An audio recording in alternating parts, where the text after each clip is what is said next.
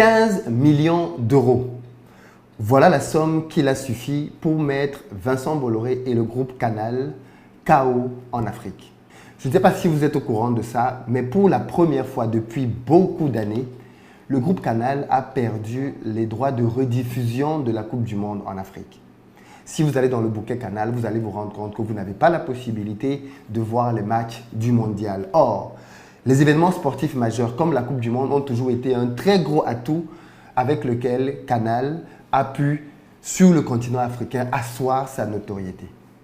Et pourtant, un groupe sorti de nulle part, dénommé New World TV, vient de rabattre les cartes. Comment est-il possible qu'une jeune entreprise créée par les gens de la diaspora africaine soit parvenue à mettre KO le leader du marché dans ce domaine-là? On va en parler dans cette vidéo, mais avant ça, je vous invite à écouter tout de suite le petit reportage qui a été fait dessus et surtout, prêtez bien attention au mépris avec lequel la présentatrice se permet de parler de cette entreprise. Cette autre actualité, pour la première fois depuis sa création, le groupe français Canal+ ne diffuse pas les matchs de la Coupe du Monde de football au Qatar. C'est un groupe togolais, New World TV, qui a raflé les droits de diffusion pour toute l'Afrique francophone. La question est de savoir comment une chaîne togolaise a pu remporter l'exclusivité des droits de football à la surprise des professionnels. Élément de réponse avec ce reportage à Lomé au siège de New World TV. Il est signé Emmanuel Sodji et Raphaël Ntali. Dans le monde du sport business, c'est une petite révolution qui vient de se produire avec ce groupe africain de télévision qui envoie au tapis Canal+, le mastodonte français de l'audiovisuel. Depuis le début de la Coupe du Monde au Qatar, cette chaîne togolaise transmet en exclusivité dans 19 pays d'Afrique francophone tous les matchs de football. À Douala, nous avons une cinquantaine de techniciens, ingénieurs de son, ingénieurs télécom, les cadreurs. À Lomé ici, nous sommes une soixantaine. Le montant exact payé à la FIFA pour obtenir les droits n'est pas connu, mais New World TV dit avoir payé plus de 15 millions d'euros.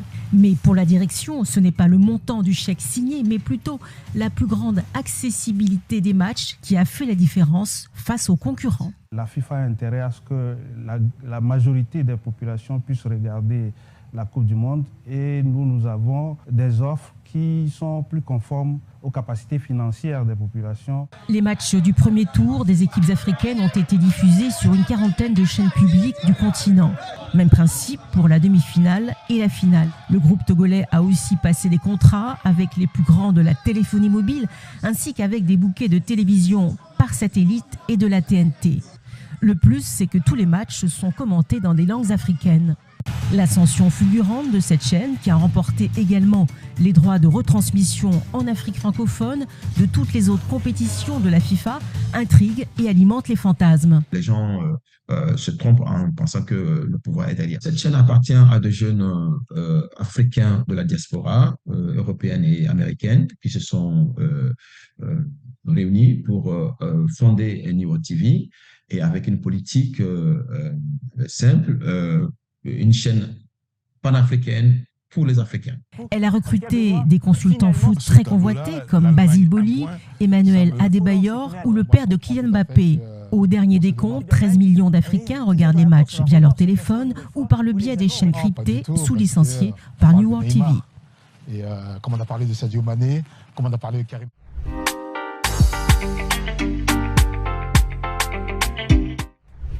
Salut à toi, bienvenue sur ma chaîne, moi c'est Philippe Simon. Ici je te parle de business, de mindset, d'argent parce que c'est grâce à ça qu'on va faire émerger notre continent. Donc si toi aussi tu veux améliorer tes finances, tu es au très bon endroit. Tu t'abonnes, tu actives la cloche des notifications et puis surtout tu partages les vidéos dans les groupes pour que la communauté continue de grandir.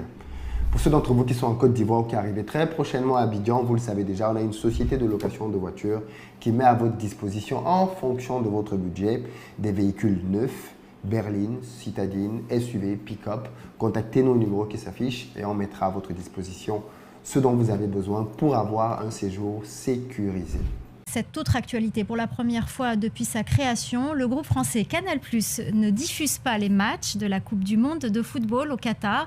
C'est un groupe togolais, New World TV, qui a raflé les droits de diffusion pour toute l'Afrique francophone. La question est de savoir comment une chaîne togolaise a pu remporter l'exclusivité des droits de football à la surprise des professionnels. Comment une chaîne de télévision togolaise a pu rafler les droits devant Canal? Est-ce que vous n'entendez pas dans cette question de la condescendance? Est-ce que vous n'entendez pas dans cette question du mépris? Est-ce que vous n'entendez pas dans cette question un esprit de supériorité? Comment un groupe togolais a pu remporter un appel d'offres devant le grand Canal? Waouh! Eh bien, simplement parce qu'ils ont payé plus, madame. Ils avaient une meilleure offre. Votre propre reportage le dit. Ils avaient une meilleure offre. C'est quand même surprenant qu'en 2022, des journalistes soient surpris qu'une entreprise africaine puisse damer le pion à une entreprise française. Vous voyez à quel point, dans l'esprit de gens, la supériorité occidentale est admise. Vous voyez à quel point ça paraît tellement surprenant qu'une entreprise africaine puisse gagner un appel d'offres. En fait, la question derrière ça, c'est mais où est-ce qu'ils ont pris de l'argent? Où est-ce qu'ils ont pu trouver 15 millions d'euros? Comment des Africains peuvent trouver 15 millions d'euros? Ça fait à peu près 10 milliards de francs. Où est-ce que des Africains ont trouvé 10 milliards de francs pour venir compétir avec le géant Bolloré? Comment ils ont pu faire ça? D'où vient cet argent? Derrière, on se pose la question du financement. D'où vient l'argent de cette entreprise? Depuis quand des Africains peuvent venir compétir avec des entreprises occidentales et gagner? Ça, c'est pas bon. D'où vient cet argent? On pourrait penser que c'est d'un ridicule. C'est d'un ridicule. Mais ça en dit long. Dans tous les cas, revenons sur les faits.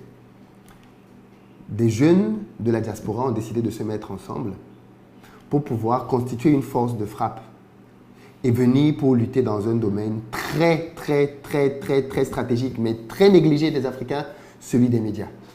Vous savez qu'on dit que le média, c'est le 4e pouvoir.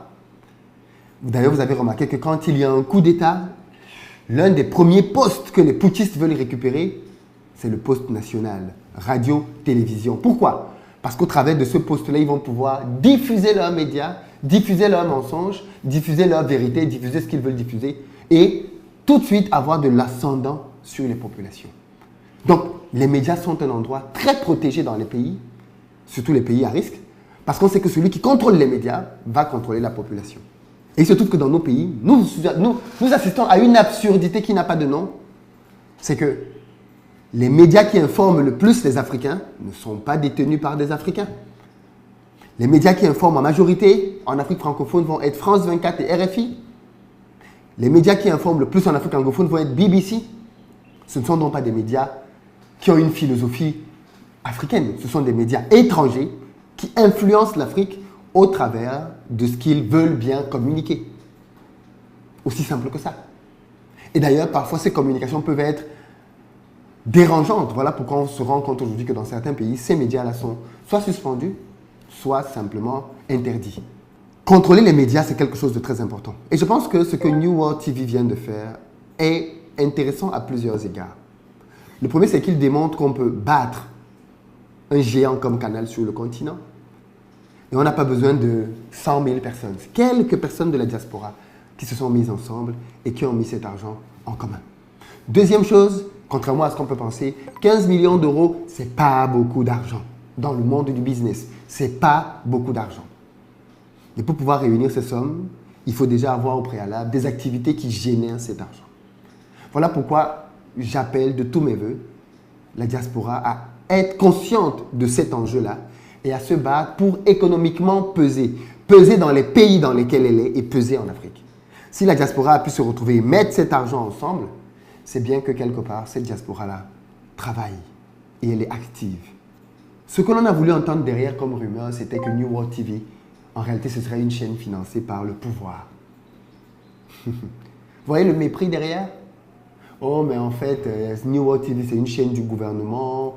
Ça suppose quoi? Ça suppose que les Africains ne peuvent pas se mettre ensemble et créer une chaîne qui peut avoir ce type de moyens. Donc, c'est forcément un gouvernement ce qu'on sous-entend aussi, corrompu, qui a créé un média pour pouvoir faire ses louanges. Voilà les sous-entendus derrière. Et comment on peut encore se permettre donc de nos jours d'avoir ce genre d'état d'esprit? Dans tous les cas, le grand groupe Canal a perdu la diffusion, non seulement de la Coupe du Monde masculine, mais aussi la Coupe du Monde féminine, mais aussi des autres prochaines compétitions de la FIFA. New World TV a même raflé les droits du prochain Euro. C'est-à-dire que dans tout ce qui est sportif, New World TV s'est positionné pour devenir l'acteur majeur. Pourquoi? Parce qu'il a compris que c'est au travers du sport que Canal a gagné l'Afrique. Et c'est en battant Canal au niveau du sport qu'il va pouvoir être fragilisé. Ensuite, les autres programmes, les émissions que Canal a pu faire par la suite, sont simplement venus compléter un bouquet dans lequel, à la base, il y avait comme fondement le sport. Le sport, le sport. On pouvait voir les différents championnats, et ainsi de suite. Et donc, la stratégie de New World TV consiste à venir et affaiblir Canal là où il a été le plus fort et là où il s'est fait les plus belles parts de marché. Et une fois que ceci est donc fait derrière, je pense que New World TV va aller avec d'autres programmes. Les amis, l'enjeu de la communication et des médias en Afrique est majeur. Vous vous rappelez, il y a quelques jours, je vous ai fait part de l'annonce du président français Emmanuel Macron dans lequel il disait qu'il allait créer un média pour pouvoir influencer les Africains afin que ceux-ci ne subissent plus les manipulations venues de la Chine, de la Russie et de la Turquie, mais qu'ils aient une information plus véridique, provenant cette fois-là d'un média financé par le contribuable français. C'est dire à quel point l'enjeu consistant à communiquer vis-à-vis des Africains est devenu crucial.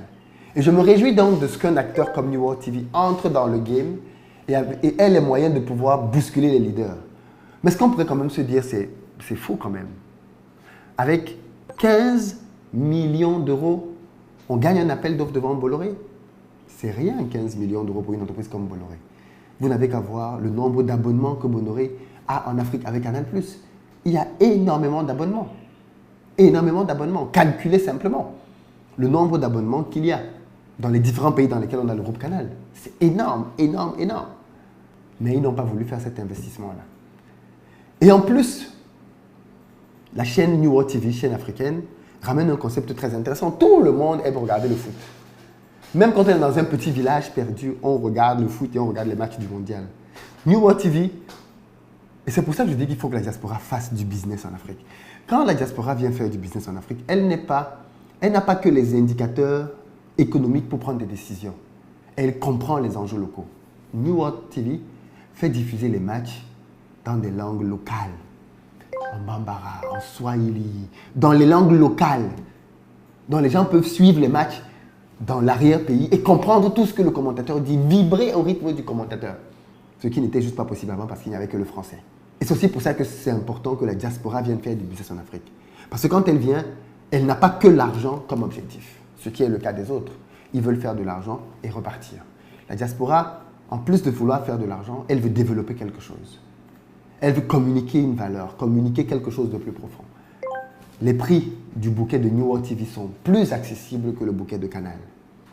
Tout ceci, c'est une leçon, chers amis, chers frères, chères sœurs de la diaspora, à comprendre qu'il n'y a que les Africains qui vont pouvoir développer leur pays. Et arrêtons d'avoir peur. Arrêtons d'avoir peur des gros noms. Qui aurait pensé qu'une chaîne venue de nulle part pouvait gagner devant Canal? Pas beaucoup de monde. Et pourtant, ils l'ont fait. Et de la plus belle des manières. De la plus belle des manières, ils l'ont fait. Bravo à vous. Bon courage pour la suite. Continuez de faire du bon travail. Et que ceci inspire un maximum de personnes à réaliser que quand nous nous mettons ensemble, nous pouvons faire des choses que nous n'imaginions même pas possibles. Que ce que New World TV a fait puisse inspirer d'autres et qu'il y ait davantage de concurrence et de compétition dans ces secteurs. Et que ce ne soient pas des secteurs qui soient entièrement relégués à une multinationale. Que des Africains entrent dans le game et fassent peser de tout leur poids leur influence. Partagez la vidéo massivement afin qu'un maximum de personnes aussi puissent souscrire à ce bouquet parce que bien évidemment, c'est au travers des souscriptions que ce bouquet-là va pouvoir continuer d'exister, de grandir et de survivre. Rendez-vous dans les commentaires. Qu'est-ce que ça vous inspire et à très bientôt.